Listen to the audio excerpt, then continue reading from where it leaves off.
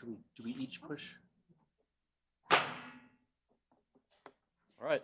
The meeting of the Texas State Technical College Board of Regents is called to order this Thursday, February the 6th, 2025 at 10:01 a.m. Jonathan, could you please lead us in the invocation? It'll be my pleasure. Let us pray. Heavenly Father, we praise you for your faithfulness. You are good and your love endures forever, and your faithfulness continues through all generations. Lord, may we learn from your faithfulness so that we may also be true to the promises we make to students, to employers, to industry, and the communities we work with. As we commit to being accountable and holding true to our commitments, help us to tell our story clearly, humbly, as obedient, faithful servants. Please open the ears and minds of the ones to whom we testify, and may they respond justly. I specifically ask this of our work in the Capitol this session. Bless our testimony. We ask for favor, not to build empires or largesse, but to serve and empower those we equip so they may prosper. As we meet today in our meetings, we ask you for wisdom and guidance in every discussion and decision. Let our deliberations be fruitful and our outcomes be aligned with your will. Please protect our teams as they travel back to their homes. Keep them safe and secure under your watchful eye. Lord, we ask all this for your glory, in honor of your purposes, and according to your will. Amen. Amen. Thank you, Jonathan. Now we'll determine a quorum, so if you would indicate your presence. Tiffany Tremont. Present. Rob Miso. Present. Curtis Cleveland. Present. Keith Honey. Present. Lizzie De La Garza Punit. Present. Ron Rohrbacher. Present. Eric Beckman is absent. Kathy Stewart. Present. And myself, Ron Whittup. We have a quorum. All right. All right. You know, first I just want to say, Kelly, thank you. Thank you for everything you've done the last couple of days and the groundbreaking. What an awesome campus and people, and so really appreciate all you've done for us this week. Really good. And I heard, was yesterday the 1 year? Congratulations. You know, so speaking for myself, and I think I speak for the board, when we go and do these campus visits, and I've seen this common theme everywhere, there's a vibe, and it's a really good vibe at all of TSTC, and it starts with the students that we see, and the faculty, and the staff, and the leadership, and you take that up even through the board. We've got a good vibe. We talked to Rick, and I asked him this morning, is there any thorns in your side with all this stuff we're doing? And he's sleeping well at night. And we talk about Austin, and there's a good vibe in Austin right now. Knock on wood, don't say it out too loud, but it seems like it's a good day at TSTC here of late, and that's because of all of y'all, and we really do appreciate what's going on for TSTC and for the state, and we're making great jobs for people and all that. And so there's two observations that I'll just say this. So there's the people part, and that's really good, and I'm seeing that. And the other thing that I noticed, Mark noticed, was there's another group, the police officers that are here. Man, we got a great police force. Those guys are, I mean, they're looking around, they're doing it, but they're friendly, they're nice, and I really appreciate. Just want to let y'all know and that we really appreciate all that they're doing, and it's really cool to see all that. So just start with that. So thank you. Things are good. Let's keep it rolling. So we have, Regents, you have the agenda before you. Are there any amendments to the agenda? No. I would entertain a motion to adopt the agenda as presented. So moved. Second. Thank you, Lizzie. Thank you, Curtis. All in favor, say aye. Aye. Any opposed? The ayes have it. The motion carries.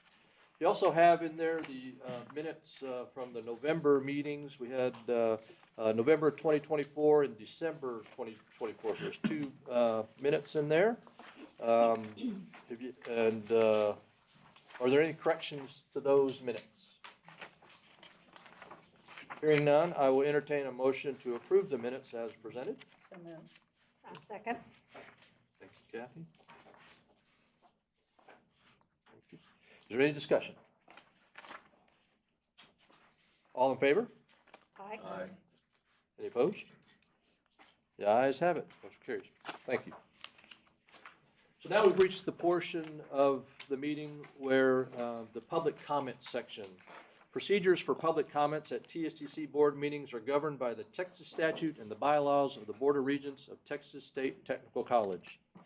These laws allow for comments from the public on any item contained on the publicly posted agenda before the item is considered by this governing body.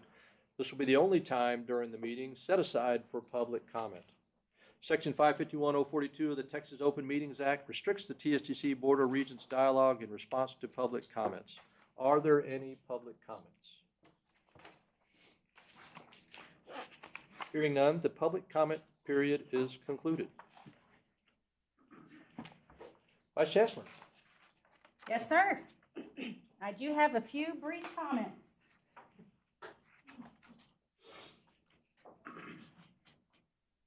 I have good news and I have bad news. The good news is Chancellor Reeser is testifying in front of Senate Finance today, and he's going to do an outstanding job. The bad news, you're stuck with me. The good news, I'm going to be a lot more brief than you. The bad news, I won't be nearly as eloquent as he is. So you get what you get.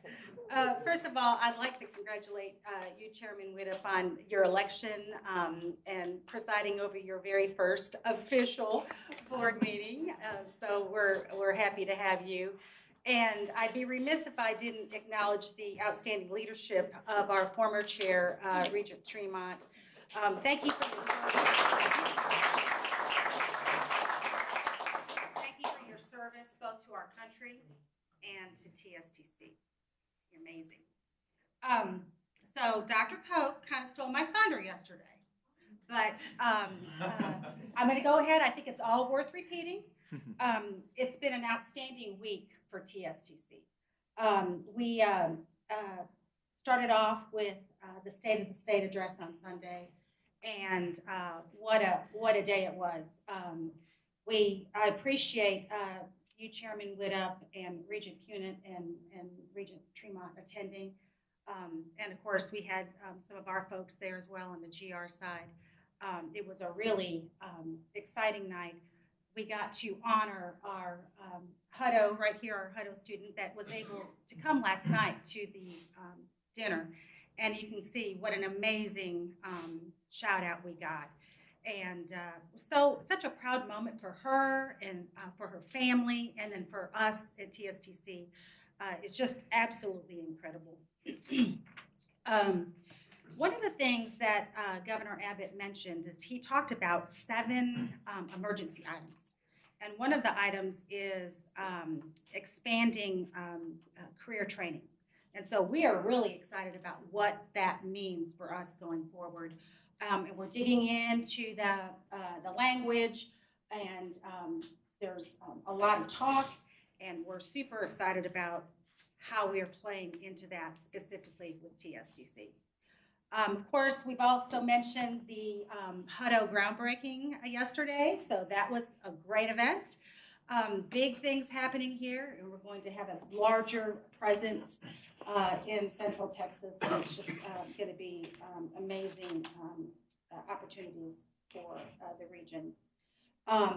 Also, our new work site in Waco welcomed its first group of students this week, so that's another big thing.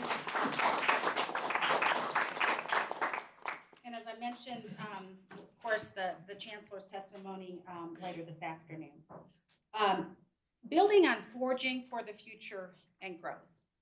I really am excited to say that we are continuing to trend upwards on our enrollment. We are 11% greater enrollment this point this year than we were last year, and over 25% from this time 2 years ago. And so we are bucking the trend. Michael has provided a presentation to you at the last board meeting describing those details, and we're really excited about the work that we're doing there. So if you hadn't heard, the 89th legislative session has begun. And it's been, the GR team really hit the ground running. I mean, they worked very hard during the interim, and they came right out of the gate. We've got a lot of new members within the House specifically, and they are familiar with TSTC. They know about us, but it's important that we're meeting with them to be able to describe how we're different from the other institutions of higher ed. And so that's going really well. Our big highlight is last week, Senate Bill 1, the base bill was released, and we are in the base bill. Our endowment is in the bill, and to the tune of $750 million. And so that is a huge accomplishment to be in that base bill. So we still have some work to do on the House side, and I'll provide you more details about that later. So next week, we have TSTC Day at the Capitol. Regent Tremont just informed me that she's going to be in attendance, so that's great. Jennifer's handing out the schedule, so that if you can make it, we'd love to have you there. I know that y'all are super busy professionally and personally, so we understand. But it's going to be a jam-packed couple of days, and the provost will be there to talk to our delegation and a host of other teammates across the state. So we welcome you to attend that. And also next week is the grand opening and ribbon cutting for the work site next Thursday in Waco at 5:30. So would love to have you there. So if all of this doesn't have you excited, like if you're not, really excited about it, I want to show you a video that is really going to get you pumped. So this video is a collaboration between the government relations team and Michael's team, specifically the Communication and Creative Services Department. They wanted something to send to all the legislators and their staff. And so this has been sent out, and I wanted to share it with you today.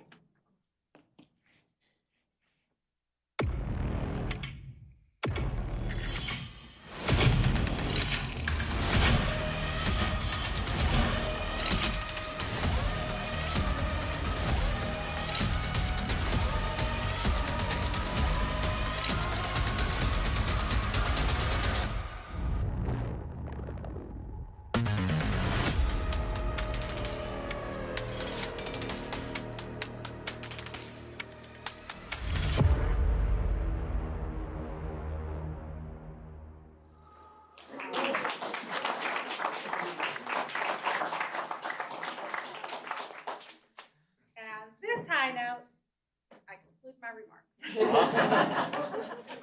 Very good.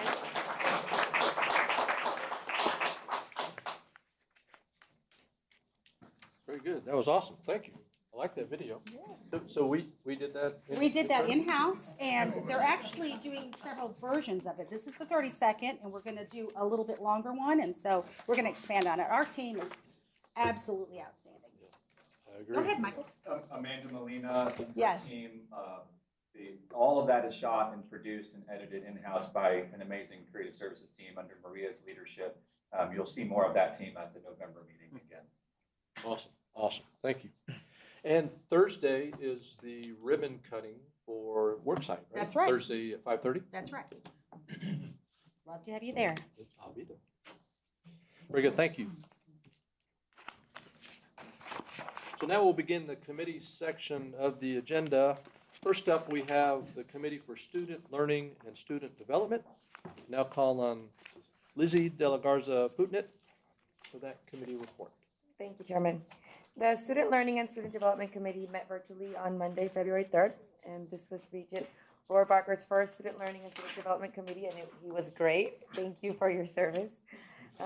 Annually in this quarter, the board will receive an update from operations. As such, we met some members of the operations leadership team. Some of them are here. Adele, Gina, and Selena, thank you all so much. for being at that meeting. In addition to the Operations Division update, we briefly discussed enrollment from the last fall and the spring. Congratulations to all the TSCC teammates for exceeding your stretch goals. It's very exciting. Finally, we reviewed 5-minute orders that are in your board books, and I'll ask Jonathan Hoekstra to present these to the board. Jonathan? Thank you. Yeah, okay. So yes, we have more than usual, but the first one is one we see every time this year. And so this is asking for your approval on our mix of programs. We're really only required to get approval when we have a change, but out of an abundance of transparency, we just bring it to you every year, the whole list. And then, and so there's a lot of changes that are provided on here. Some are more meaningful than others. I think the most meaningful change you will see in this first minute order is the addition, and it's really nicely timed with this event this week, it's the the launch of a new program called Advanced Manufacturing. And so it's an umbrella of pathways that we're going to be rolling out over the next couple of years, with the first this next coming fall. And so this one's focused on industrial maintenance, which sounds a lot like what we've been doing, industrial systems all over the place.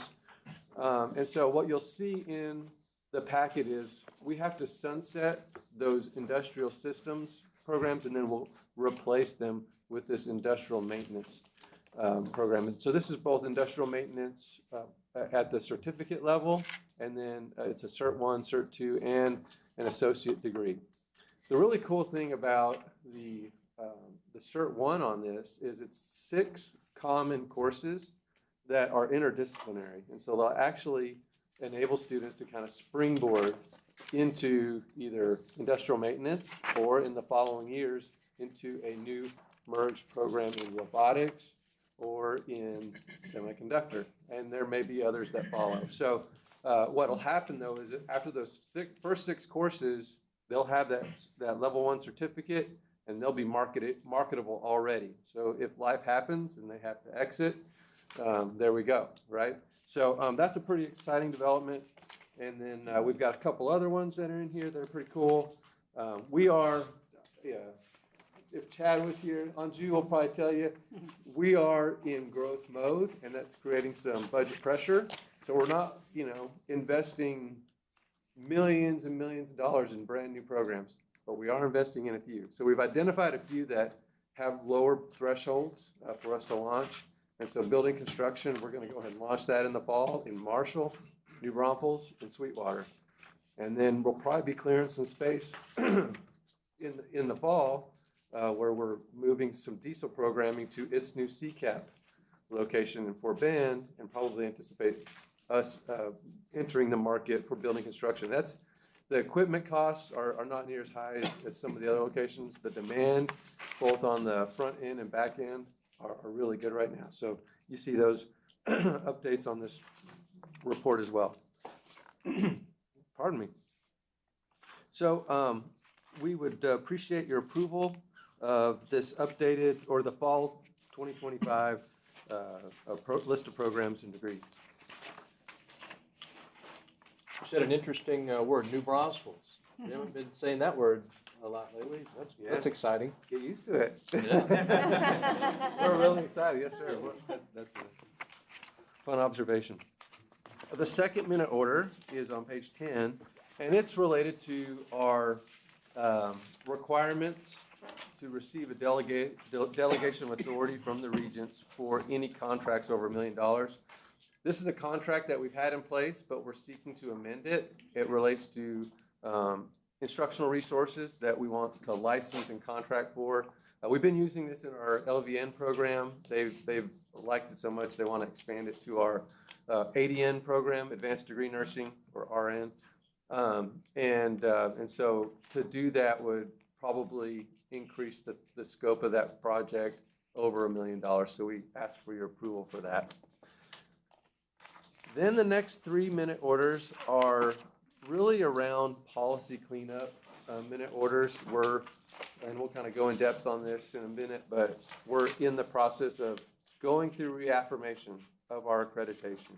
And so every time we do that, we really have to take a close look at what does our policy say? Are we doing what we say? Can we prove what we're doing what we say? These 3-minute orders are really slight changes. I've got a whole presentation come up. This isn't good. It's disappearing. I'll take this. And so the first is related to faculty qualifications. And it's only a slight change that you see in this, but it's meaningful. And so we're actually changing the language from our policy related to faculty credentialing to our policy on faculty qualifications. Jonathan Hoekstra is a CPA, but you don't want him doing his tax return, right? I'm credentialed to do your tax return. I am not qualified to do your tax return. The same applies to our programs.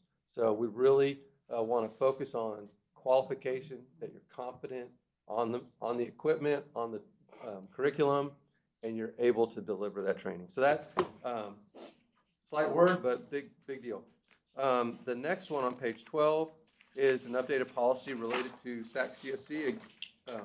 And SAC-COC stands for Southern Association of Colleges and Schools Commission on Colleges. That you can just get from their title the kind of accreditation that we have to go through. So this is a slight change. We're actually changing from institutional change to substantive change, so that we really hone in on, what the scope of the thing is, and so that we can definitely stay in compliance and document that. So that's the change you would see in the language from before and after on this policy change. And then the last one relates to our policy for alcohol, drug possession and use. And so we've changed the language to really just, it's really not substantive at all. It just sounds more like us. And so it actually previously was a little heavy-handed, and so we wanted to clarify the language there. So if you're comfortable with these changes, we'd appreciate your approval of this policy, and we'll do the rest of the work in terms of documenting and all that for the accreditor. And so I have good news and I have bad news. So Gail, she said it under breath up there. She said, and I yield the rest of my time to Jonathan Hoekstra. So sorry about that. So it's our time of year to provide our update from operations. I'm going to go up there. And what we have to talk about today is important. It's talking about the delivery on our promise. And so it's important, but it might not be brief. So just some cautionary language there. But that's a provocative question. It's one that's in the culture right now. Being asked for more skepticism and more intensity than ever before. And so, and this is what we spend a lot of our time in my area thinking about. Are we delivering on that promise, on that expectation? So when you ask that question, it leads to more. Like, what exactly is that promise? To whom are we making it? And how do we really know that we're promise keepers? For us, we can look at our mission statement, which is given to us by the legislature in Texas Education Code, Chapter 135. And it's really funny. And Chancellor's gone over this with us before, but if you scan it, if you do a word search on it, you won't find the word student. So that's interesting. But we all know we have commitments, and we have to honor that. So that naturally comes up. But what it does point us to is two other important markets, important customers that we want to think about, and that's employers and industry leadership. And so I want to elaborate on this, but I needed some help for this. So I want to invite some new voices for y'all. We mentioned them earlier.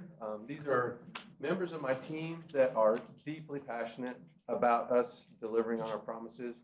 They have deep expertise in their area.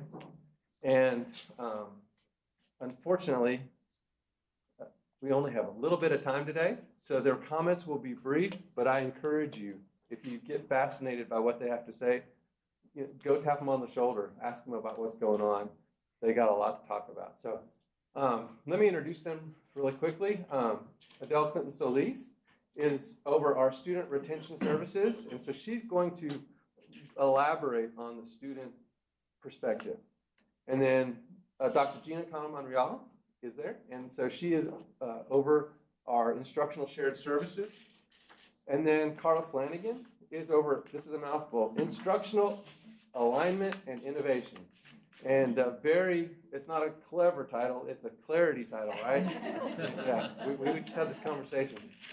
And then lastly, Selena Garza is there in the back. And Selena is going to spend some time talking about that whole promise-keeping notion. How do we really validate that we are keeping our promises? So, Selena, Adele, we can share more about the student experience. Absolutely, I'd be happy to. Thank you, Jonathan, and good morning, Regents. And over the last couple days, you've likely run across students from all different backgrounds. But one thing that they all share is their goal and why they chose TSDC, and that's to transform their lives and secure stable, high-paying jobs. Our students are committed to gaining in-demand skills, and they don't have time or money to waste. They want to know their investment with us will be worth it. So TSDC students are looking for more than the traditional classroom experience. They want something hands-on. They want an active learning environment where they can master the skills they'll need to succeed in their careers. But life doesn't go on pause when you become a student, right? So they seek practical training that fits into their busy lives, balancing work, family, and their other responsibilities. Luckily, for those facing challenges, TSDC provides wraparound support services to help students stay on track, from advising to tutoring to counseling and even food pantries. But the most important support they receive is from our best-in-class faculty and instructors. They're offering our students their expertise and mentorship, helping them prepare for what is coming up next, right? Landing that great paying job. Thank you. Thanks, Adele. Appreciate it. That really defines our students well, and we found inspiration for this. There was a study commissioned by Gail Lawrence and Jennifer Tyndall a couple of years ago, and not too long ago, I dusted it off. I was like, man, this is fantastic. So thank y'all for the work you did on that. So students, like I said, just really naturally come to mind, right, as we think about who we need to serve. But that's only one group we're accountable to. So yesterday, you interacted with places like Tesla and Samsung and Applied Materials, and they come to TSDC with a set of expectations as well. I mean, they come with their own ambitions and dreams, and so we feel like it's important for us to obsess a bit about that as well. So, Gina, will you tell us a little bit more about that? Yes, of course, Jonathan, and good morning to our Regents and our TSTC family. So we know, right, that when our TSTC employer partners come to us, they are expecting that our graduates be job ready and that to be problem solvers from day one. And they're also expecting that they be equipped with market relevant skills and that they have a curriculum that's aligned to industry needs. They're relying on us to ensure that we provide a steady pipeline of technically proficient, capable, and dependable talent. And so that's why for us, it's a huge focus and a passion that we provide real world scenarios and that we provide hands-on experiences, because we want to ensure that our students have the ability to think critically, that they can identify problems, and they can deliver results. And that's why our employers seek out our students. And they do this at things like job fairs, they come to interview practicums, and through employer spotlights. So at TSTC, our huge focus is in ensuring that we serve our employers in delivering workforce solutions that meet their needs and their expectations. Thank you.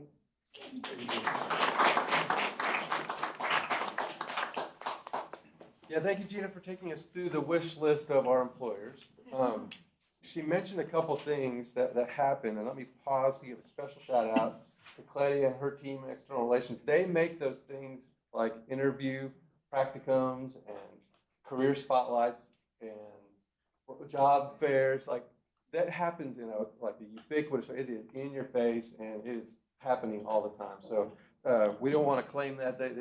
We partner a lot together on that.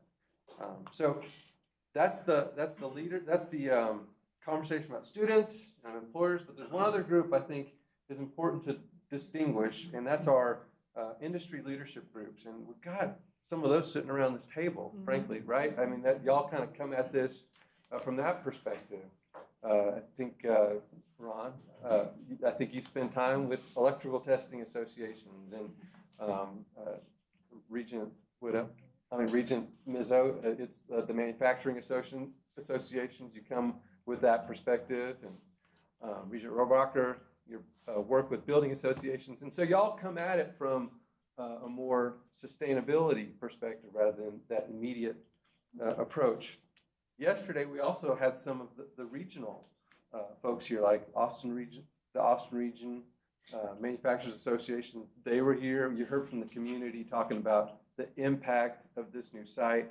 And so that's wholly different. And so Carla, will you kind of describe that more? Thank you, Jonathan, and thank you, Regents, for allowing us this opportunity. Our approach to industry leadership is really centered around anticipating emerging skill trends and then developing programs that align with these new technologies. So by being able to anticipate these changes, TSTC can develop a workforce that's capable of growing with the scale of Texas. Given our state's size and diversity, we realize that this may be a difficult task to do alone. So we collaborate with our industry associations, our policymakers, our community leaders to help us identify and address their unique needs. So for example, at TSTC, we can take any program and customize it to a specific Texas region and their workforce needs. But really, if you ask me, industry leadership goes beyond education and training. It's really about fostering the partnerships that we've created with industry and having an impact on the economic stability that strengthens our Texas communities. So by delivering on this promise, TSTC not only shapes the workforce of Texas, but it also allows Texas to be competitive, to remain resilient, and to become adaptive, both for now and in the future.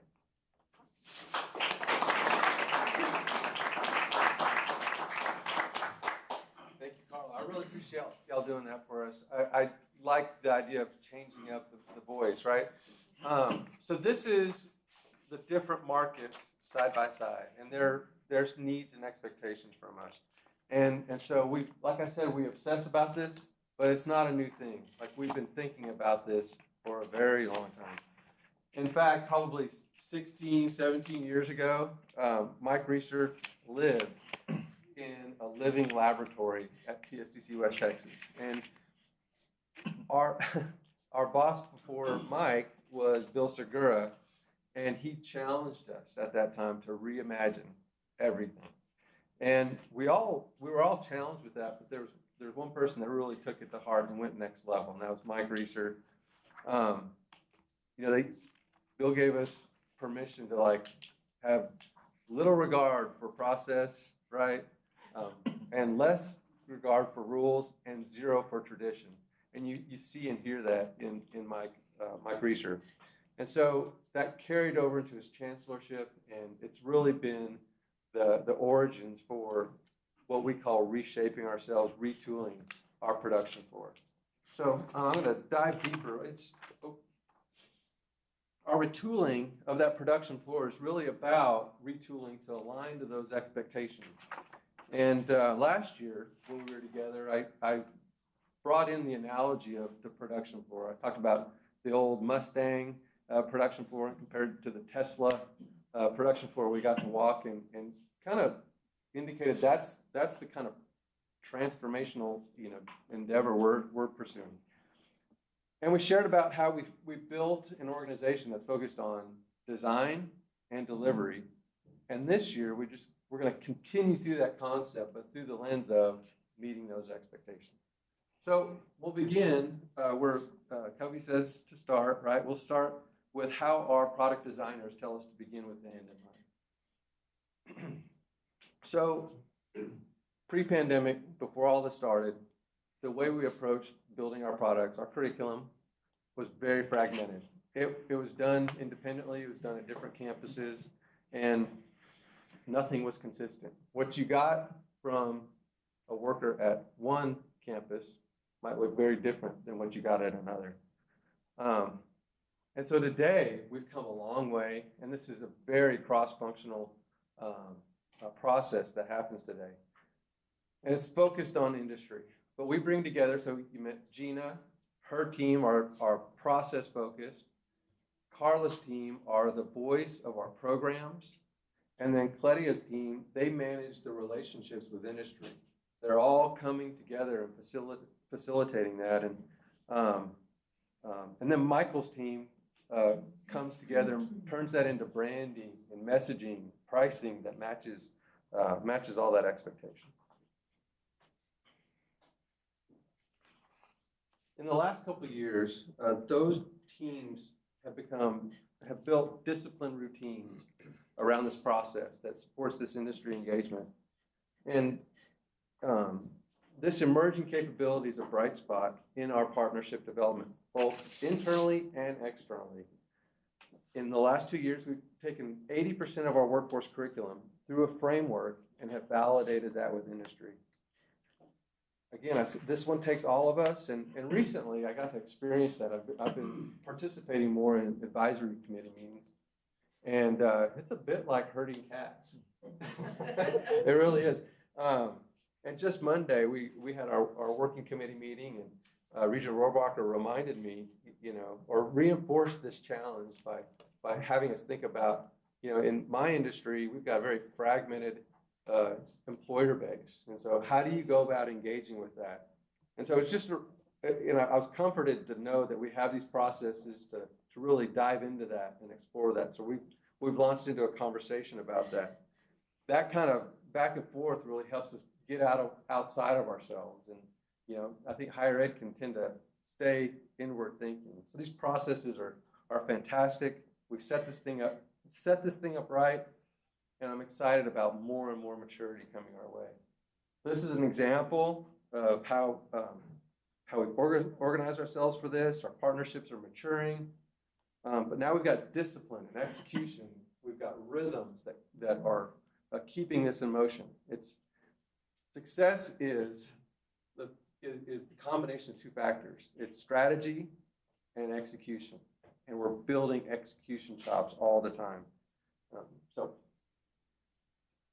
Then that whole process is augmented with data and analytics, intelligence about this process from Dale's team. And then again, our skills engine team really kind of powers all of this with really rich skills-based analytics.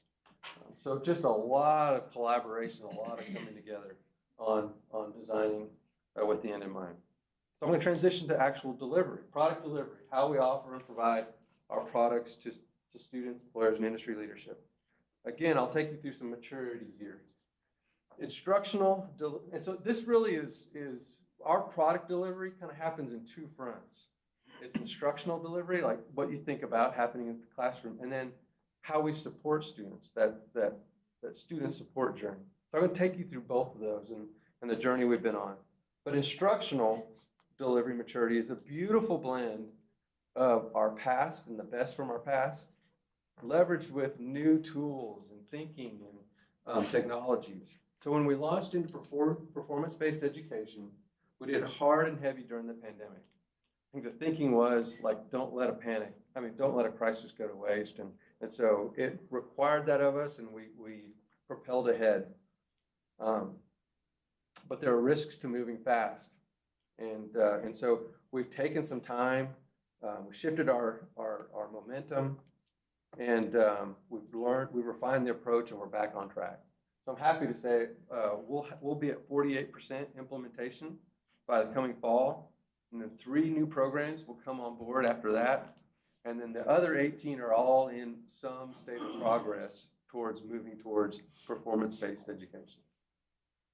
And so part of this implementation is a major revamp of our physical environment, those labs that you walk through. You spent some time in that HVAC lab, and every student was at a different pace, you know, maybe working on a different part of the content. And so all those faculty had to be ready, and we had to have the equipment ready for that to happen. So a lot of equipping there. And so those physical spaces are critical, but they're very expensive capacity.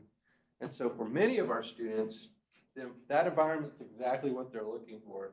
They want time in those spaces and time with those faculty. And our transformation has aimed to maximize that time and experience. So we use technology to make this content available to reinforce the lessons from the hands-on. They can go back, rewind, get it again and again.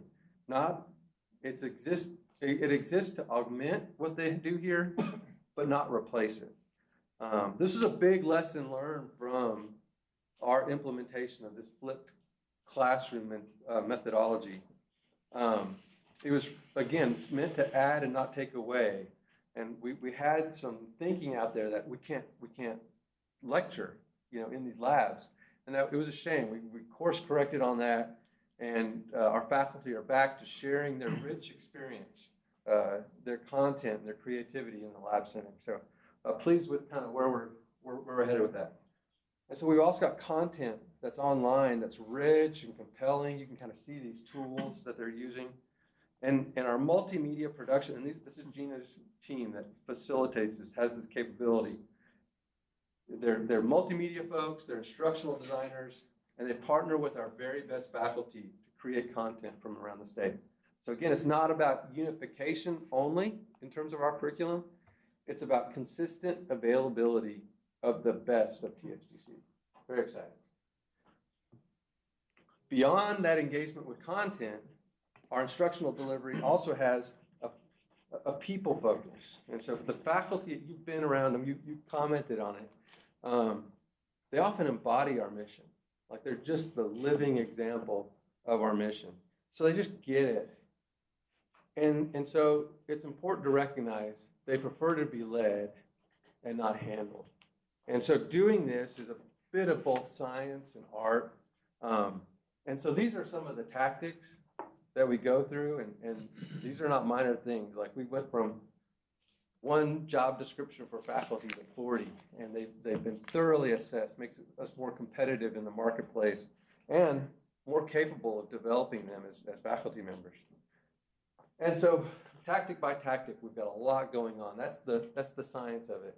And then there's just a lot of time, walking the labs, listening to them, getting to know them. And so there's no substitute for relationship, especially in a performance-based culture. So shout out to my friend Pam. Yeah. So I'm in the season of life where I got two boys that are college age. One's a senior doing some dual credit, and one is actually sitting in a TSTC lab right now.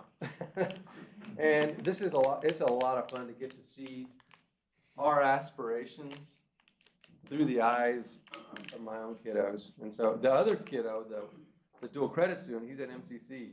And I'm like, let me see what you're doing. And yeah, and our team over there, you know, they know it's like, okay, y'all show me what we're doing. And I did a compare and contrast. But seeing the promise delivered through the eyes of my kids is just like fills my heart. I'm super proud of where we're at. And so I thought y'all would like to hear that. I think I saw Mallory nodding too. I think he got to see it through the eyes of his son. It was really fun. So I mentioned there's two routes that we're taking to maturing our product delivery. And so one was instruction, and the other is around student support. So let's quickly go through this. When you reflect on where we started with this was a very like every man for himself kind of approach to student services. There wasn't consistency in a lot of bright spots, but man, several weak spots. It kind of depended on what campus you were at. And this has come a long way. We've built a lot of capability. Before me, Rick Herrera oversaw this and worked with the team to implement a culture of caring. And so we've been training ourselves to wrap our arms around students. And I like the analogy when I think about this of like the coach on the sideline, right? Got their arm wrapped around them, encouraging him, getting him back on track, and then sending him back out on the field. That's what we have to do. We have to walk a fine line, not to coddle, right? But to support them and then get them back on their way. These are folks that are going into industry, and they've got to be self-reliant. We like to use the word grit. They've got to have that to distinguish themselves. So it's a careful way we're approaching this, and we're not perfect, but we're getting better and better. And our students' needs are vast. I'm going to run through a few of these. We put this in your book, a stat sheet, but 60% are first-generation students. 64% work part-time or full-time. 30% of them are caring for children in their house. 65% face economic disadvantages. A third of them struggle with anxiety, depression, or stress. They're often academically underprepared, lack confidence, higher education has failed them, and so they lack confidence in some ways. Issues with anxiety, depression, housing insecurity, 45%. Food insecurity, 43%. So we offer things like counselors, assigned advisors. Kelly got to describe that in the lab yesterday, that there's advisors checking in on those students, seeing, hey, you didn't show up, everything okay? Behavioral intervention. So, man, we've got everybody got their head on a swivel, like paying attention. Is there things we need to be concerned about? And a statewide group that's real-time assessing risk for us and doing a lot of intervention. Tutoring, library services, disability services. We make accommodation for a lot of situations, and it's fantastic. So at some point, we might get taken advantage of, and so we're assessing that risk, right? And I think even some may question, is that all worthwhile? Is that our mission? That's fair. We have to always ask ourselves that. But what we do know is our data support what we're doing here. Students that use these services, they have a higher GPA. They have higher persistence rates and graduation rates than the statewide average. We also know it's hard to focus and learn when you're hungry. I can't even imagine doing homework when you don't have home, So I'm proud that we're, sorry about that, that we're bold enough to have Texas-sized care. We get some real payoff. So we do have to ask ourselves of this and everything we do, what's the payoff? Not just student services, but everything we talked about.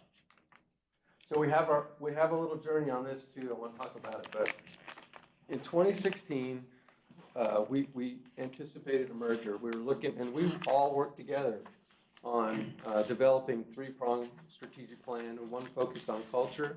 And part of that work was about identifying our values, and we listed 4.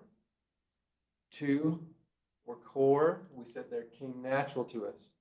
And 2 we described as aspirational, excellence and accountability.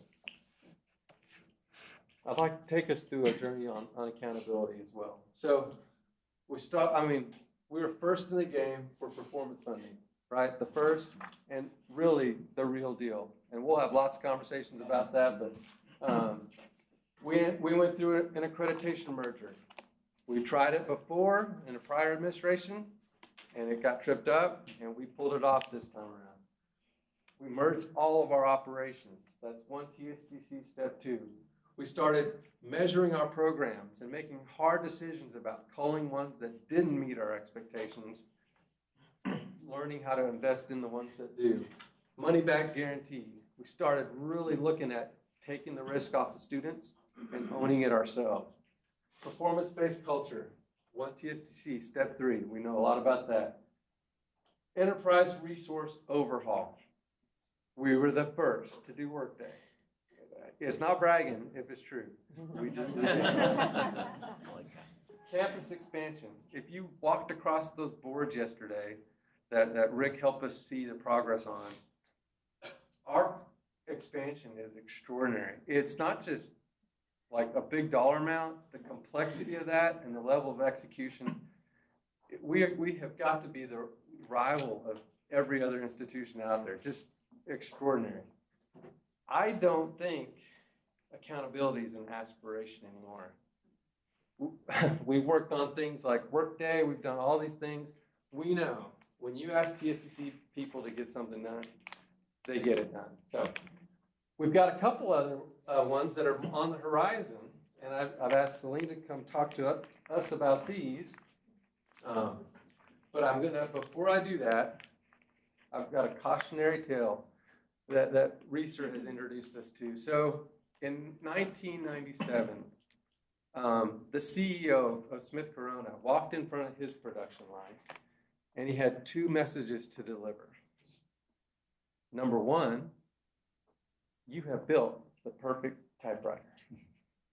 And number two, today is your last day at work. We're closing down the production line. And so, I mean, that's a cautionary tale about producing something that may not have value anymore. And so to measure value, you got to understand, are they buying what you're selling? And credentials are right in that target zone, right? Credential does not equal value. And you've got to go to the marketplace to understand, are they picking up what you're throwing down? So Selena, tell us more about that. Thank you, Jonathan. Absolutely. Thank you, Regents, for this opportunity. As you can see from this progression, there's so many different ways that TSTC is exemplifying a core principle that's actually on the other slide. Oh, apologies. Yeah, you're good. Yeah. I'd like to read it. All the time. Yeah. So I'd like to read it together. So that principle says that the true measure of education isn't about what happens in the classroom. It's actually about what happens after. Sounds a little familiar. And so at TSTC, we're really proud to be the first institution seeking accreditation through an organization called the Post-Secondary Commission. I refer to it kind of interchangeably as the PSE. So what's different about the PSE, it's an outcomes-based accreditor. And they hold us accountable not just for what we teach, but for the success of our students. And that's a little different in the world of accreditation.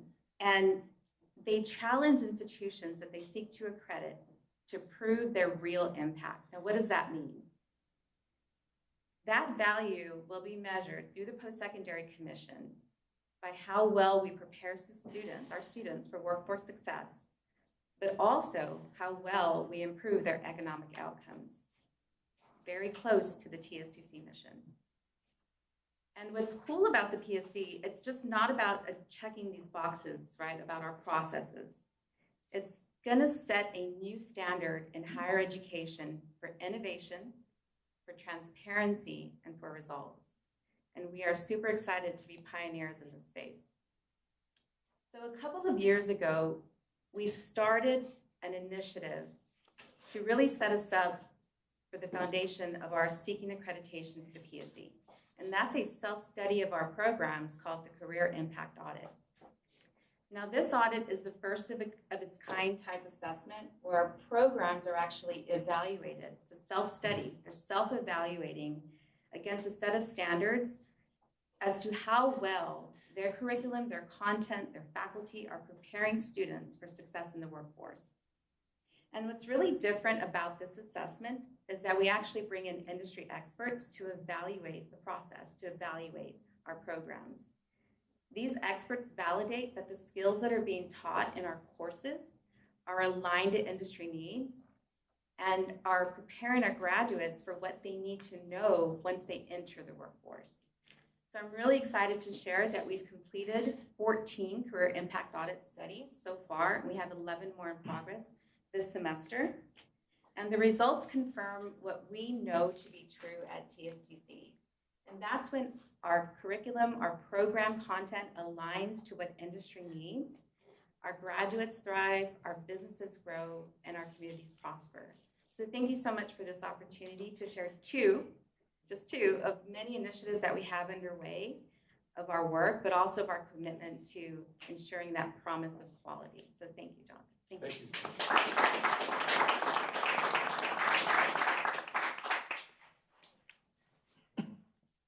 So we've got news coming about a leveling up on money back guarantee, and I'm just gonna leave it at that. I'm gonna leave you in anticipation. Exciting things happening in that front. So we've talked about kind of from last year to this year, our focus on thoughtful design and compelling experiences that drive the delivery of on our promises. And we've talked about how we validate our accountability, but it's not enough. It's not enough just to be good. We have to operate at the scale of Texas. We have to grow. And so the largest portion of my team, oops, I'm back a bit, that deals with the idea of scaling to the size of Texas day to day isn't here today. Well, one of them, and that's the provost. But they've all got an exciting story to tell. Good things are happening. They're not happening in one location. They're not happening in two. It's happening everywhere. And you're going to have access to them next week. So go ask them what's going on. They've got really fun stories to tell about what's happening. The other important characters in this story are my vice chancellor partners, right? So this work about scaling cannot be done in isolation. Nothing really can at TSTC. It's a true team sport. Our wins are shared, our setbacks are shared, but we're a complex organization. I like the imagery Mike uses of trying to get everybody steering in the same direction, like a big armada, right? Some are big cruisers, some are sailboats, some are paddle boats, and we started this thing. Some had holes in their boats, and today we're all moving. We're moving rapidly in one direction, and I just think that's really cool. So I'm going to take you through some slides. We'll try to do this quickly. Michael does a really good job kind of telling us about where we're going in terms of growth and stuff. But the point I want to drive home is we're going to go cluster by cluster. We've organized ourselves in industry clusters. And you'll see on the right hand, you'll see this growth in our enrollment for that whole set of industry programs. And then on the left, you'll see our completion. And we'll point out some market leaders for us, right? So this is precision machining, the associate degree there. And so we are the best. We are producing the most precision machining degrees, 37.5% of the market. And so I'm just going to walk through these pretty rapidly. In power and construction, you can see that's our electrical, our construction, different programs. They're growing as a group statewide. So these were sleepy programs for a long time, and they're making a lot of progress. Market leader is welding, right? Clearly the market lead. This is 35 institutions, so don't mistake that. This is diesel. So this is our transportation cluster. We see it growing substantially. We're second in diesel. Those UTTI guys have beat us. That really bugs me. Digital transformation, that's our computer-related programs, and these are all delivered for the most part online. There's some hybrid situations like cyber and CNS that you saw downstairs. So speaking of cybersecurity, we're third. Some people are moving fast, so challenge accepted. All right. Health sciences. So health sciences are growing, and this one's interesting because it gets throttled by accreditors. We really have to work through accreditors to manage our capacity. This is our one program that has the highest market leadership. This is dental hygiene, and so we have 6.6% of the market. But if you pulled up each one of those programs in allied health, they're pretty dense. There's a lot of competition in this space, so that one's pretty tough. The community colleges do a lot of delivery into that. And then this is an area we call technical services enrollment.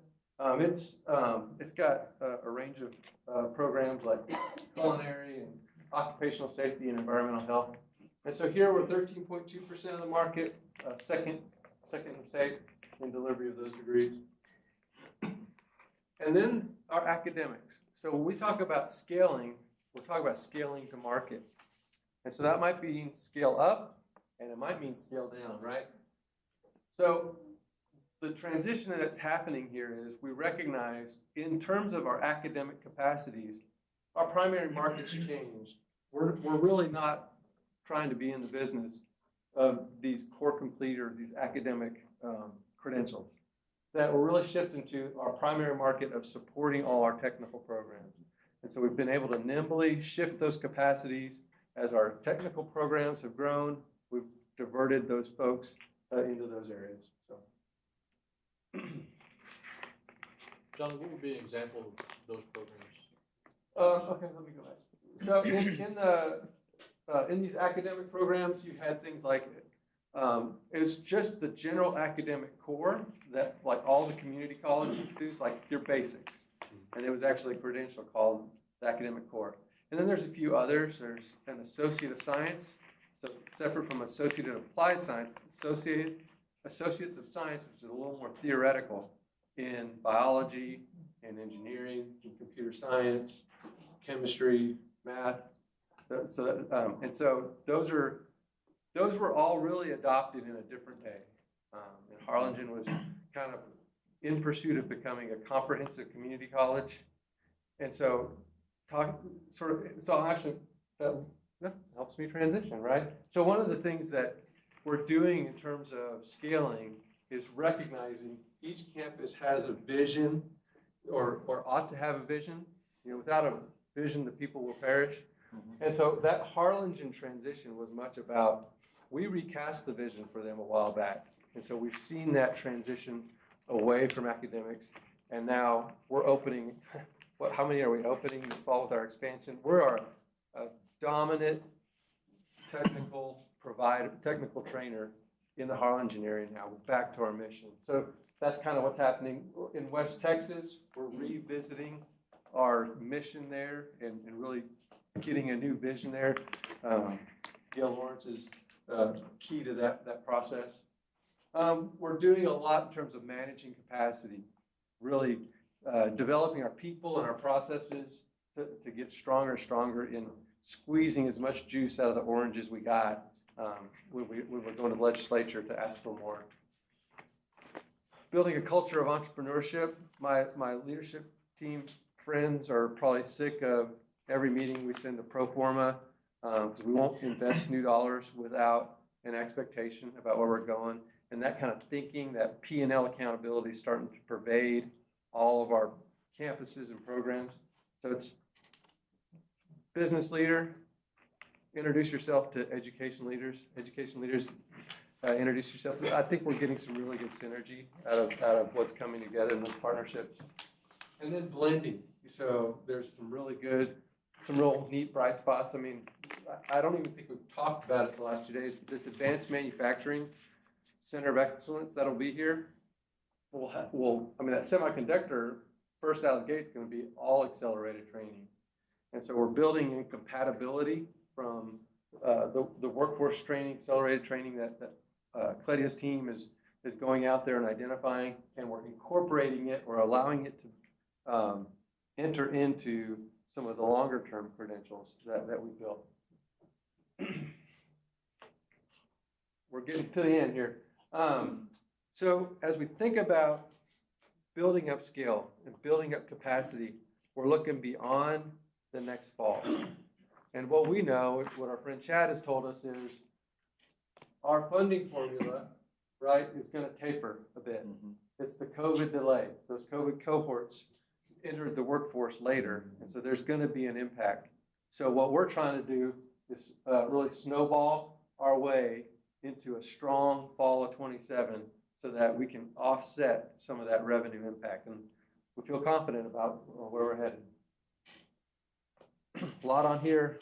The point of this slide is we are on a maturity quest, and we are aiming to become the Texas workforce engine, truly a global leader in this thing we call workforce development, workforce training. So this whole retooling and reshaping began with experiments from a couple rebels, Bill Segura and Mike Reeser. They didn't have a lot of regard for the rules, for tradition, and they pushed us. And it's taken some time for us to mobilize, for that fuzzy vision to become clear, for us to execute. But here we are. I mean, you saw the accountability. You saw the victories. Nobody is doing what we're doing.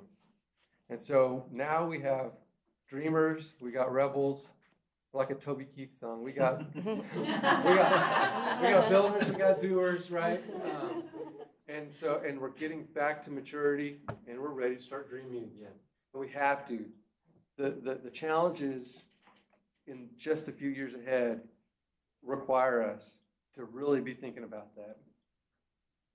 Artificial intelligence is going to change everything, right? We've got to be mobilizing and getting ready for that. We've got to get our students ready for that. So we're ready. So that concludes my report.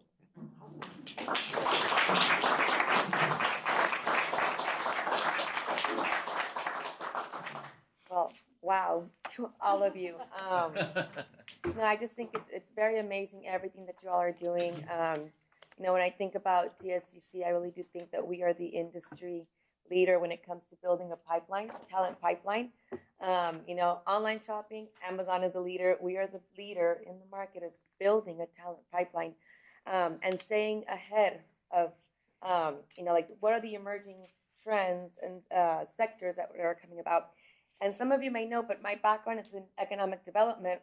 And I remember back then when I used to work for the Brownsville Economic Development Council, we would talk about these emerging technologies, like Carla was talking about emerging industries, what's coming up. And back then, we would talk about advanced manufacturing. And I currently sit on the board for Harlingen EDC, and when we look at what are our target industries, advanced manufacturing is up there. So I was really excited to see that, we are pushing advanced manufacturing. I think a lot of communities, their focus is on that because those are high-paying jobs.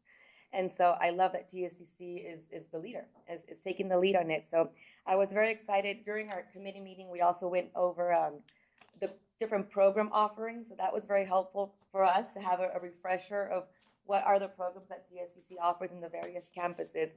And we also talked about AI, and I thought that was a very interesting conversation in terms of how AI is dominating conversations all across the news, industries. I mean, every industry is talking about AI and how it's going to impact that industry, whether it's manufacturing, healthcare, law, accounting. And so we asked the question, like, what is TUCC doing? And so it's very interesting to know that, and I spoke also with Gina and how TSCC is going to start asking employers, how are you introducing AI into your work, and to prepare students, and so that we don't fall behind the curve line. But I was at a conference last week for the Texas Lyceum, and it was on artificial intelligence.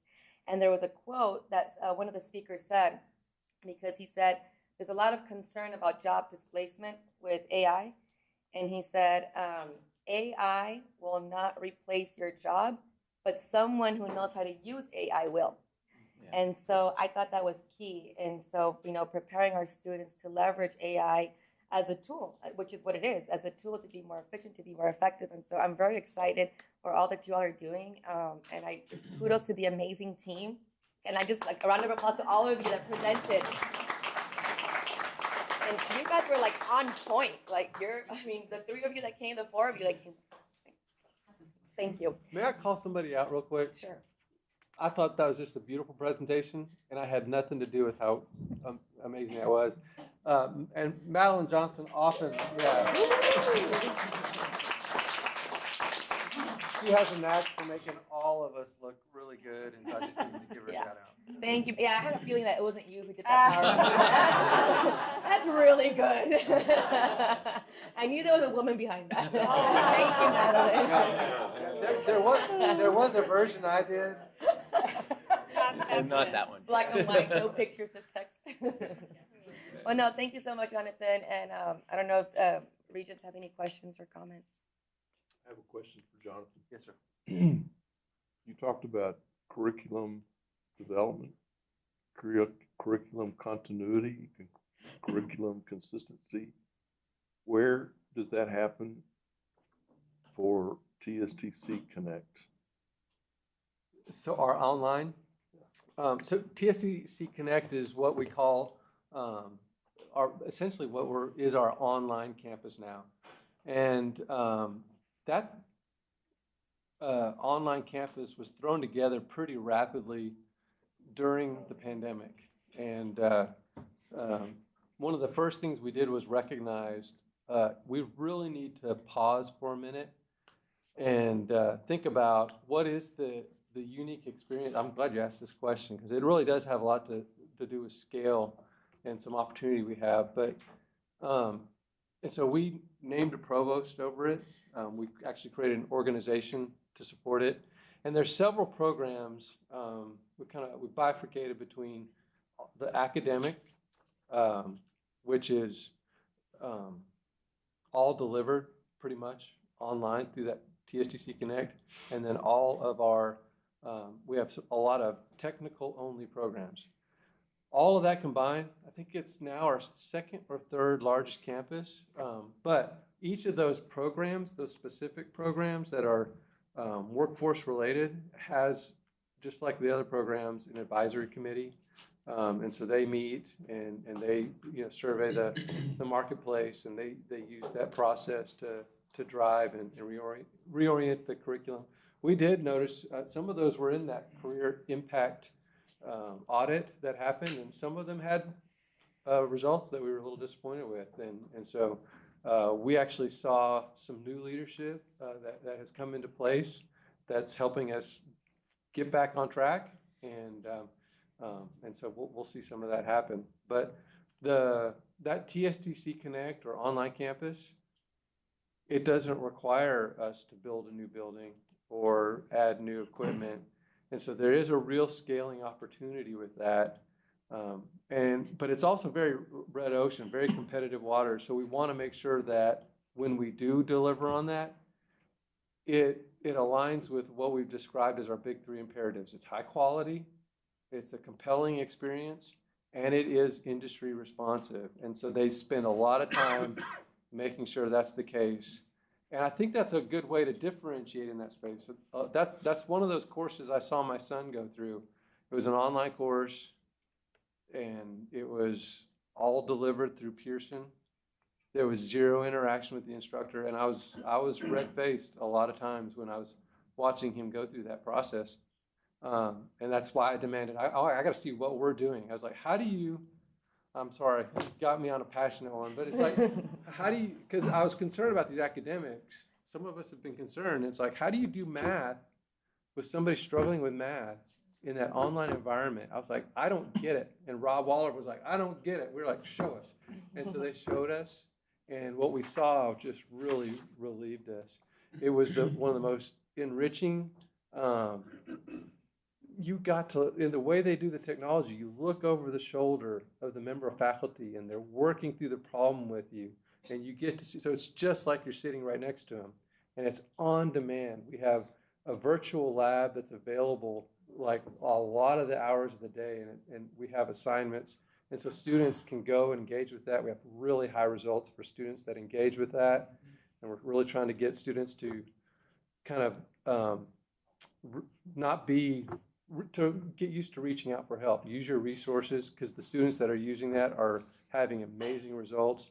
So anyway, there's a lot of exciting, I elaborated too much, but it's an exciting story that's happening in that space as well. We're going to be a market leader on that one. You said they. Where are they physically at? Yeah. So the provost is actually based out of Abilene, and then all the faculty are kind of scattered. They're remote workers. We do have them come to our campuses. So the provost actually and her leadership team goes to the campuses for different events, and they encourage them, come to a campus, because there's no substitute for spending time on the ground. So we try to stay connected in that way, but it is a remote workforce in large part. There is some new developments in terms of how we're going to build some enrollment management capacity. We're going to build a call center. That's more Michael's area, but we collaborate on this. That's going to be focused on that unique experience, because we really feel like we can grow this if we give it the attention it needs. For perspective, this last spring, the majority of our tuition revenue was generated by the online college, which is an interesting component. The pre-allied health is a component of that, but it is a substantial campus and a differentiated one. So enrollment's going to be setting up, as Jonathan said, for the customer experience to really give that due attention, because those are very different kinds of products to some degree than our face-to-face. And so we're recognizing the need for more specified training to support that customer.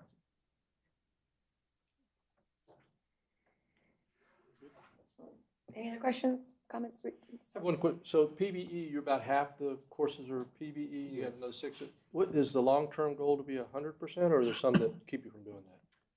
No, I think all of them can convert.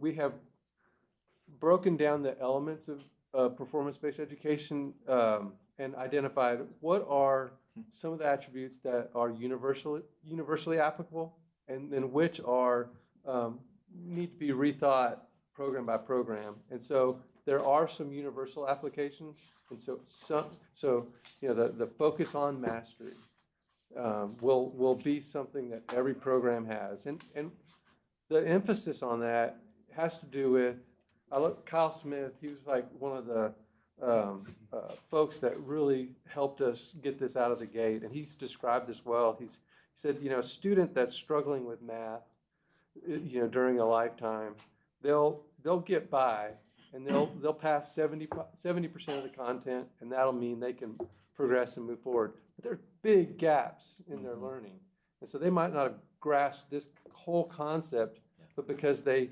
got over 70% of it, they'll be able to move forward. That is not the way our programs will work. You have to demonstrate mastery in all of the learning objectives to move forward. Now, we're going to let you pace. We're going to let you go. We're going to let you throttle that back. You need to spend more time on that. You're going to get to demonstrate again and again and again until you move forward. So that is a universally applicable. But the vision is to do it all the programs. Yes, sir. Yep. Very good. Jonathan, I got a question for you. You put up that slide about academic enrollment and how that's gone down. And, you know, I'm old school. I'm old. When I went to college, you took, you know, the basic classes, the general ed classes. So is that what you're talking about? You're kind of deleting the general ed classes? Right. We are. And what those numbers really don't count is the general academic support courses that are in our Associate of Applied Science. So if you got an AAS in welding, you're taking some math, you're taking some English, and that support course isn't included in that slide. So that was really about a market of a credential that was just focused on academics, and we're kind of getting out of that business. Well, you know, going through school, I had to take psychology, sociology, philosophy, and English composition, and I can tell you there's no psychology in pouring concrete. There's no sociology in framing walls, and psychology is nuts. I mean, so I applaud you guys for. Amen. It's just not necessary. Amen. But you know, I think what's exciting about this approach is as you gain success in these certificate programs, they're relevant, they're hands-on, and your relationship with learning starts to change. And so as you become successful, go in the workforce, and then you do start to go into management, then, okay, now I understand psychology is relevant, because I got some nutcases I'm working on. Right? You know, so I think it's an exciting direction that we're going to.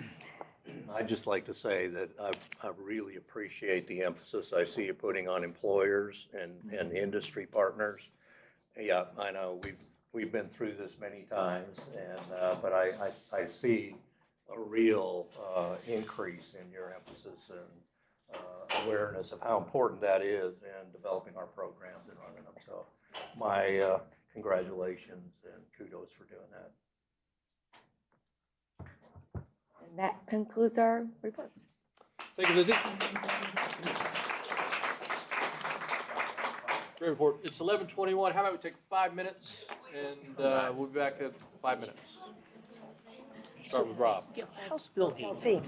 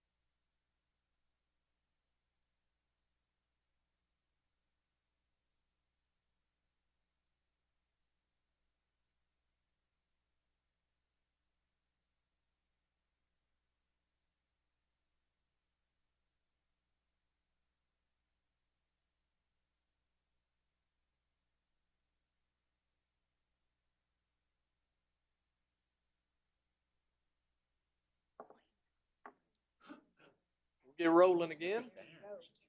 All right.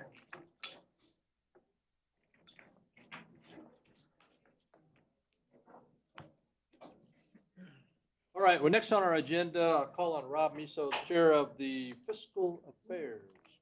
Awesome. Well, thank you very much, Chairman Whittup. The Fiscal Affairs Committee met virtually on Wednesday, January 29th to discuss the minute order and reports in front of you. The committee has 1 minute order to consider and 6 reports in your membership materials for the board to hear. Anju Matwani is here to present the minute order and the first 4 reports. Following her will be Eric Bokosinger presenting the final 2 reports. Thank you. I'm Anju Motwani. I know I've met several of you. I'm the controller at TSCC, and my colleague Eric.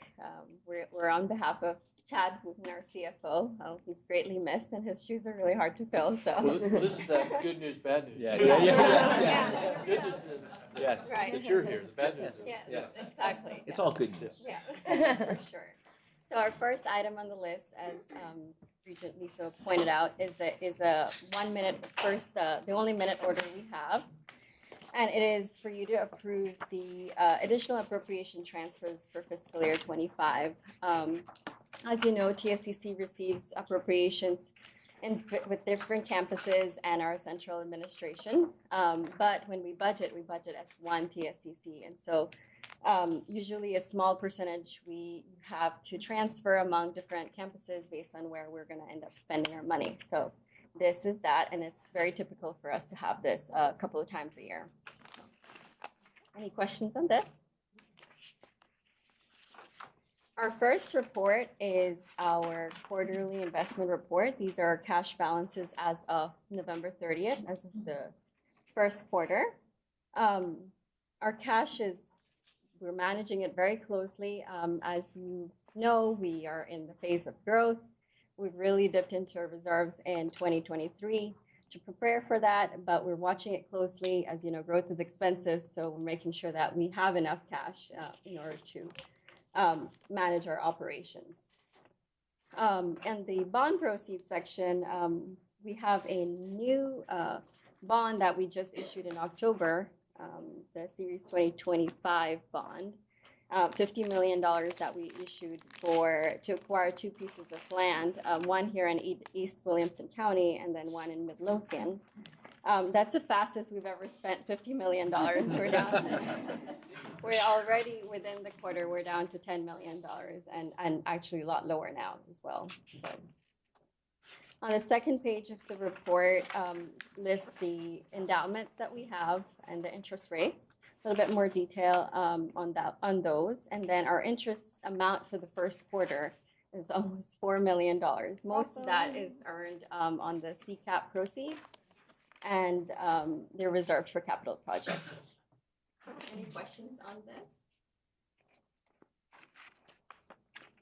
I'll move on to the next report. Actually, the third page on page 18 is a little summary of the something that we just added last year with our operating funds and reserves. You can really see how we dipped down in 2023, dipped into our reserves.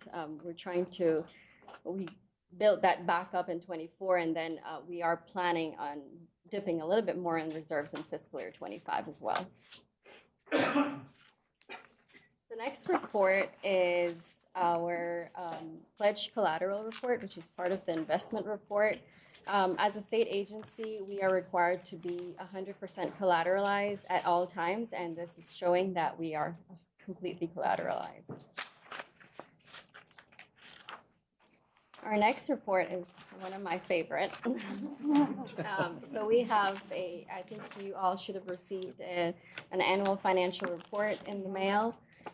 So this book is like 70 plus pages long.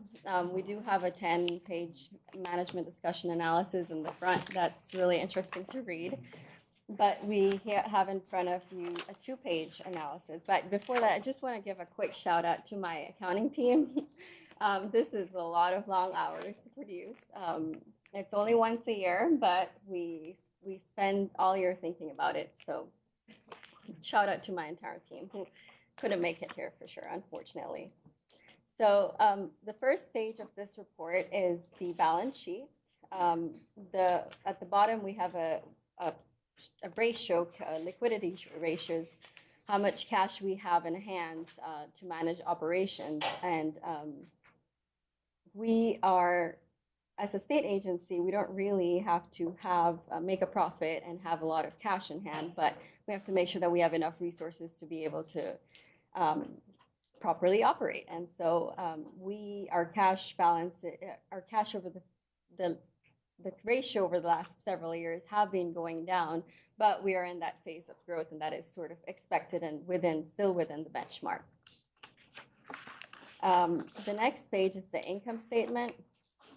Our operating margin ratio at the bottom is strong in 24. We had a really good year. As Jonathan mentioned, our enrollment went off the charts in 2024. We were up $11 million in tuition. And so that's a big deal for us, and we can see that. But again, we're not here to make a profit. We're making sure that we have enough resources. State appropriations of the two-year biennium, 24 was the first year, and we saw that big jump. So any questions on this report? The last report I'm going over is the budget performance. So this is in the current, back to the quarter that just ended in November 30th. Big picture here is that we're forecasting a break even pretty much. It's too early to tell. Once again, enrollment has gone up by about 11% for spring, and it was up for fall as well. And so we're seeing that tuition, but us as accountants, we're conservative. So we have, we're showing exactly what we've budgeted, but likely that could go up as well. And we're definitely spending all our money. Those column headings, should that be 24 instead of 25, right? No, it is supposed to be fiscal year 25. So this one is in the current fiscal year. Yes. Okay, so it is 25. It's our budget and our quarter, yeah. But the year begins in September, so yes. There's more detail for sure on the second page of this report, but I'll be happy to answer any questions you may have. I really like this report and the format. It's very clear, and easy to understand. Thank you. Great job. No further questions for me. I'll pass it on to my colleague, Eric.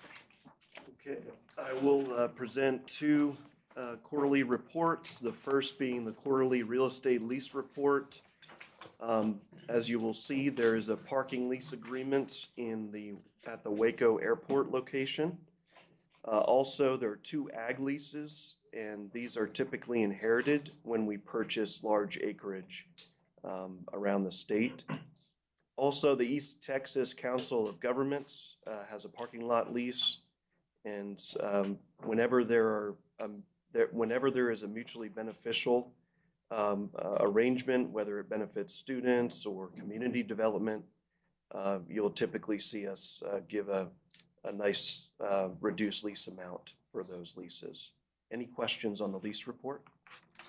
So those ag leases, when they terminate, will they terminate and not renew? They will typically be renegotiated, and our facilities team, Terry Pritchett, Kevin Simeon, as well as general counsel are always involved from start to finish. Thank you. Any other questions? Next, the quarterly report for contracts greater than $1 million. There is one new one for this quarter, and that is Asher Media. They were awarded through a request for proposal, and we have already been doing business with them, but this is a new contract due to the new RFP. Also on the next page, we continue to have a revenue contract with Texas Department of Transportation. And of note, the aggregate spend under that second page helps us to identify any risk of multiple contracts with the same vendor. Are there any questions on that report? Do you happen to know who the previous media company was? Actually, Asher was for the past 5 or 6 years. Okay. Before that, Michael, before Asher Media, who did we? Wow, it's been so long. Really? I don't even know. That predates me. Okay. So, Oh, good. yeah, it's a wonderful company. Kaylin started the company. It's a Texas-based company, and we are their higher ed client. So this was picked some time ago.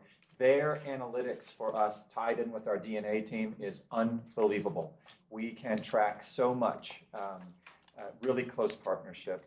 That's the total value of the contract, not a year. It will cover us for multiple years, by the way. And our digital advertising has gotten, they're great. I'll just stop at that. I was going to gush. That's the point I'm getting at. Very good job. November, okay. So the term date, it says 25 there, it's not, or what do you, I'm not sure I understand. what On you're this saying. report, all of these are the current term. However, the values as we report to the state of Texas include optional renewal terms, even if not yet exercised. Okay. So this is the worksite contract, a TSTC Foundation contract? Correct, so it won't be on the report. Harold, how many million-dollar contracts do y'all have? I'm sorry. How many million-dollar contracts does the foundation have?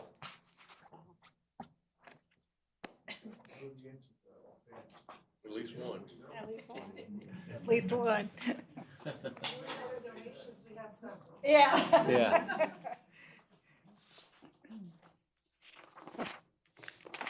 Any other questions? If not. Yeah, Andrew, Eric, you guys did a very good job. So it was definitely a positive having you both present. So thank you very much.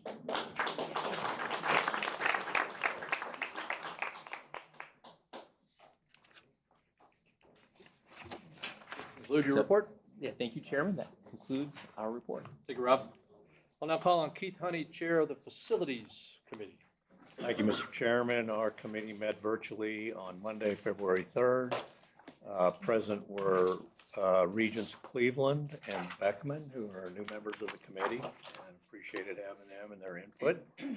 Also, Rick, Kevin, and Blanca and Elvira were with us to review our proceedings today. Rick gave a major projects update review in detail and a real estate update, and we reviewed that. And we've got a few items that are included in your packet here that you've got handed out to you that we'll consider in closed session. Kevin gave a really nice overview of campus services for the new committee members, and he'll have more on that at a future board meeting, but things are going really well there. And hopefully you had a chance to look at the project easels upstairs. They give a great overview, and those are also included, I think, Rick, in the packet, Yes, sir, they are. paper copies. So let me just say, all is really looking good. It's going very well. Rick and his team and Kevin and his team are doing a bang-up job with all that's going on, which is, as Jonathan referenced, an amazing amount of work. It's just incredible. And the projects are coming in right now on schedule and on budget. So great job by them. So I'm going to let Rick just give a major projects update report. And that's all we're going to have at this moment. So go ahead, Rick. In your board book, you do have a copy of the major projects report, which is basically a Excel type formatted report that summarizes all our projects. It is centered around expenditures. It's just updating the financials to it, as well as the percentage encumbered on each particular project.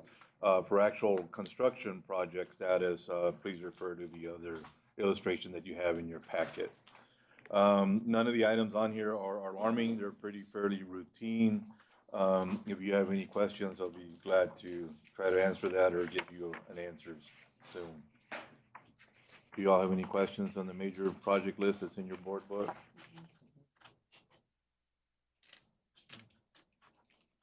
Okay, Rick, thank you so All right. much. We made up a lot of the time that.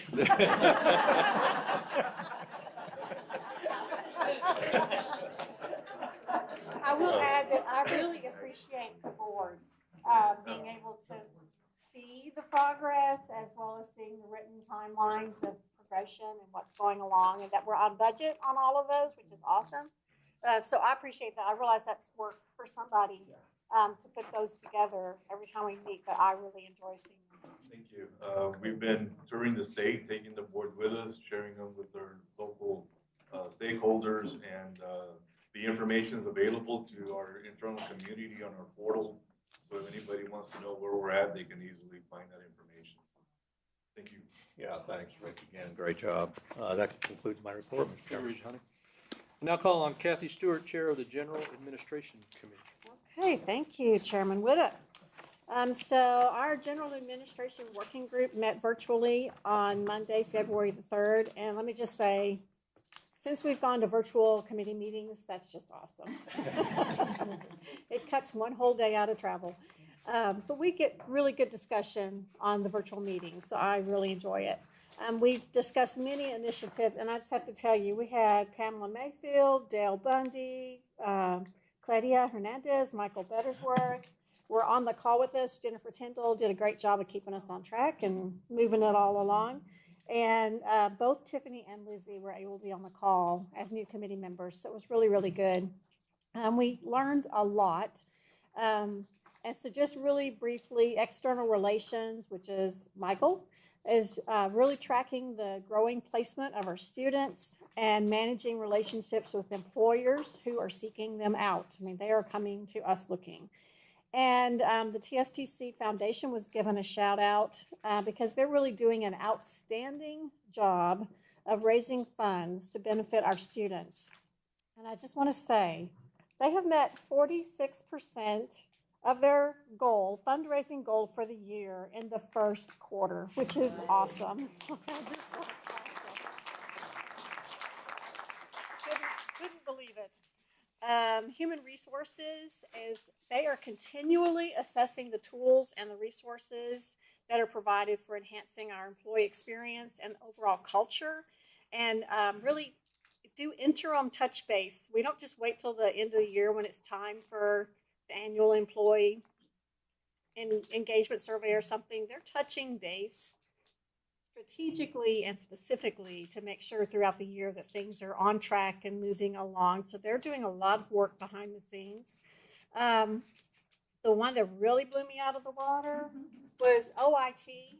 Let me just say, by the time that Dale got done saying everything they have been working on and all the projects and all the implementations and things, it blew my mind. It was absolutely amazing. Nobody else even had to speak. They are really doing a huge amount of work just behind the scenes, making sure that the technology works and that it's current and that it's safe and the organization is protected through all of that. Jennifer did Gail's report, but as Gail already mentioned, we're trending up in enrollment. We're doing great in marketing. Everyone's working very hard. It's very collaborative to make sure that we're all headed in the right direction. And the changes that have been made as far as like Workday and a lot of the things that have been in the background is making the whole process smoother for our students. So that's one reason enrollment's up, is because now it's easy. There's no stumbling blocks. Things just move and they flow and they connect. And that's been a tremendous amount of work. So I'm really thrilled to be on this group. It's my first time to be on the committee. So it's very educational for me. We do have 1 minute order to present, and I'm going to ask Pamela to do that for us at this time. Well, thank you so much, Regent Stewart. We appreciate it. It's good seeing everyone. I'll make it brief and we'll wrap it up very quickly. Annually, as you know, I come before you and just simply ask that you help us establish the fiscal year employee holiday schedule. And so now we're looking 2026. And so the legislature designates the number of holidays to be allocated annually, but then it's up to the board to then support the ones that have been recommended. And you'll find that on page 32. The minute order is GA01-25C, and the actual days that we are proposing is also on page 33. It's pretty much in alignment with what we've done in the past. Should there be any changes, we'll come before you a little bit later on. The legislature actually has to vote on this during this session, so we'll know more at the end of this session. Thank you, Pamela. You betcha. Do we have Thank any you. questions from the board? Okay, that concludes our report. Great. Thank you, If I Kathy. could just Yes. make a comment. We've talked about the committees quite a bit, and you've made some adjustments, and it's been really great. And you mentioned the virtual meeting. Y'all give us extra time to do these working group sessions, and we're able to take a deeper dive when we do that. And so we know that that causes you guys to have to, get re-engaged one more time, but we really appreciate that opportunity. We know it takes some more of your time, but we really want to thank you for that. Just wanted to make a comment about that. Appreciate that. I was wondering, so my birthday didn't make the holiday list? Maybe next year. They put in a rider. Thank you for that. All right, and thank you, Kathy. So now this concludes our committee section of the agenda. And so what we're going to do now is the open meeting of the TSTC Board of Regents on Thursday, February 6, 2025, after proper posting and for the specific purposes provided in the Texas Open Meeting Act, including those in subchapter D, will recess and the closed meeting will begin shortly. In a moment, I'll ask the public to retire from this room. The Regents will remain here and will conduct the closed meeting. When the closed meeting is adjourned, the board will reconvene in the open meeting. And the current time is 11:52 a.m. So the public may please retire now. Actually, quick change. Public will stay. All right. Ed will lead you to a room down the. Very good. That works. That works.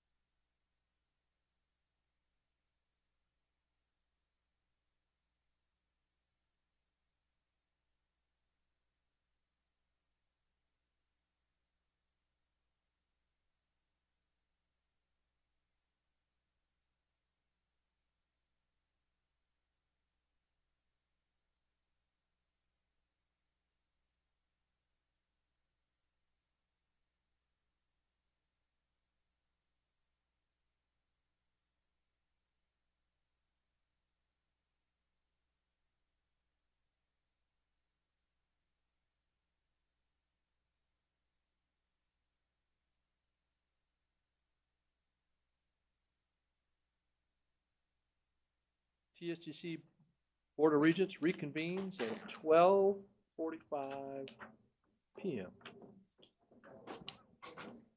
We'll now consider the consent agenda. At this time, any regent can request that an item or items be removed from the consent agenda so that it can be considered by the board as a separate action item. Regents, are there any such amendments to the consent agenda? All right, hearing none, I will entertain a motion to approve all the items contained in the consent agenda as presented. Move to approve. Second. Keith, Curtis, any discussion? All those in favor? Aye. Opposed? Motion passes. All right, is unfinished business. Is there any unfinished business? Mr. Chairman, we have some motions to consider from the closed session. I'd like to propose those now. The first one is proposed minute order CS01-25.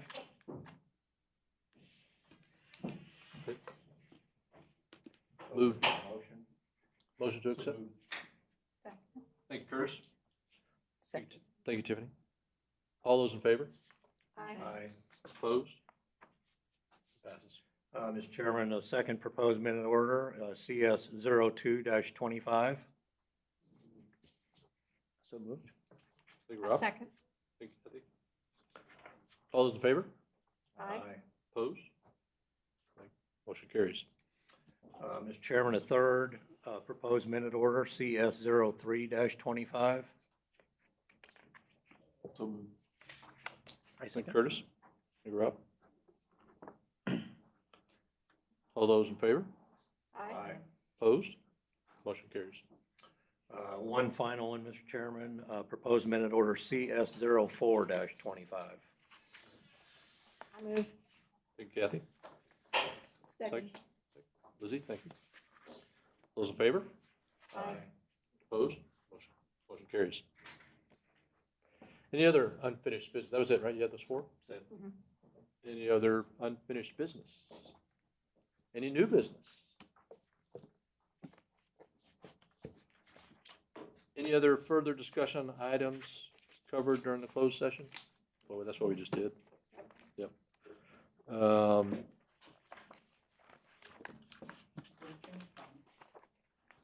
just have comments at the end. Good comments, yep. Vice Chancellor, any comments? I do have a few comments, just very quickly. I want to thank Dr. Koch for hosting us again. Thank you to you and your team.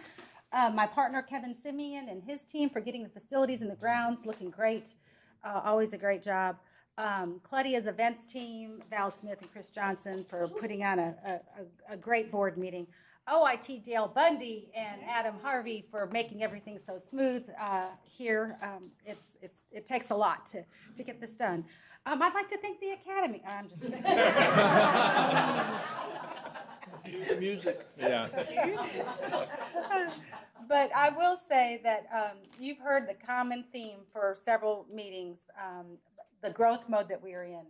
And all of my partners, as Jonathan said, we're all working together. But I will tell you one thing, the faculty and staff that you guys don't get to see, they're the ones that's doing all the heavy lifting. And they are working, tirelessly to make things happen and move the needle. So I just really want to thank the teams back home for what they're doing.